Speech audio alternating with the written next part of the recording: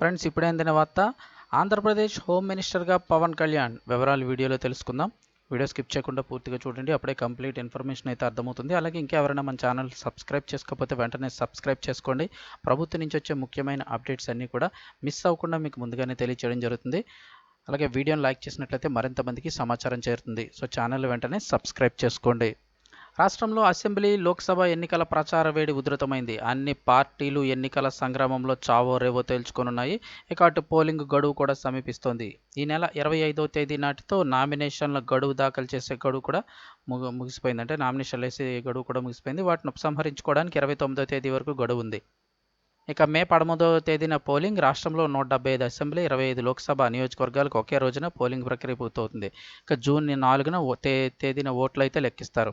ఈ ఎన్నికల గడువు దగ్గర పడుతుండటంతో అన్ని పార్టీలు కూడా జనంలోకి చొచ్చుకెళ్తూ ఇంటింటి ప్రచారాన్ని చేపట్టాయి. వైఎస్ఆర్సీపీ దూకుడుకు అడ్డుకట్ట వేయడానికి తెలుగుదేశం పార్టీ సర్వశక్తులను ఒడ్డుతోంది. 2019 నాటి ఫలితాలను పునరావృతం కానివ్వకూడదనే పట్టుదలతో ఉంది. ఇందులో భాగంగా జనసేన భారతీయ జనతా పార్టీతో పొత్తు పెట్టుకుంది. ఇక కేంద్రంలో అధికారంలో ఉన్న ఎన్డీఏలోనూ భాగస్వామ్యమైంది. ఈ పరిస్థితుల్లో కాపు బలిజ సంక్షేమ సేన అధ్యక్షుడు మాజీ మంత్రి చేగొండి హరిరామజోగయ్య మరో లేఖతో ముందుకొచ్చారు. 2019 నాటి ఎన్నికల్లో వైఎస్ఆర్ కాంగ్రెస్ పార్టీ 51% ఓటింగ్తో 151 అసెంబ్లీ సీట్లు, 22 లోక్సభ స్థానాలను గెలుచుకుందని గుర్తు చేశారు. 20% మంది బీసీలు, ఎస్సీ ఎస్టీ 16, కాపులు 8, రెడ్లు 5, ఇతరులు 2% మేర ఓట్లు వేశారని వివరించారు. ఇక పవన్ కళ్యాణ్ వారాహి విజయాత్ర తర్వాత వైసీపీ కాపులు ఓట్ల శాతం 8 నుంచి 5కు పడిపోయిందని హరిరామ అన్నారు. ఫలితంగా 51 నుంచి 46% వైసీపీ మొత్తం ఓటు బ్యాంకు క్షీణించిందని పేర్కొన్నారు. అదే సమయంలో తెలుగుదేశం, జనసేన, బీజేపీ కూటమి ఓటు బ్యాంక్ 54% పెరిగిందని, ఇందులో కాపుల ఓట్లు శాతం 4 నుంచి 8కి పెరిగిందని విశ్లేషించారు.